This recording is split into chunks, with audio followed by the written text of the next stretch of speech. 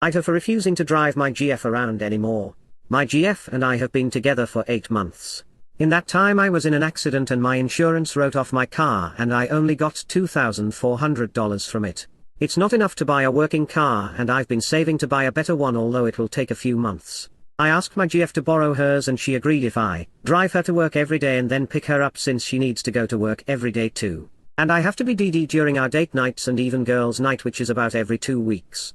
So for the last month I have to get up at 6 o'clock because GF's work is at 7 o'clock, drive her there, drive home and get ready for work at 9. Then I have to pick her up again at 4 using my lunch break and then drop her home and get to work again and come home at 5:30. It's so much work, not to mention every date night I drive, so I never get to relax, and when she hangs out with her friends I have to drive her there usually at 6 and pick her up again at 9 or 10.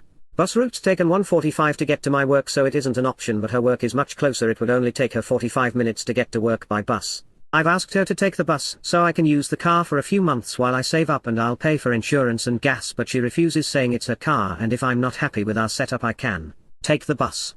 She's so selfish and not willing to compromise. I've tried to get her to agree to take the bus 2 to 3 days a week, but she won't and just tells me if I don't like it to take Ubers. An Uber to my work and back from my work costs $110 and I only make around $200. It's not worth it for me to even go to work. I'm pissed and refused to give her the keys, saying she can take the bus that day, and she grabbed my wallet and used my CC to get herself an Uber without my permission. She screamed at me to give her back the keys, but I've hidden it and we are at a standstill.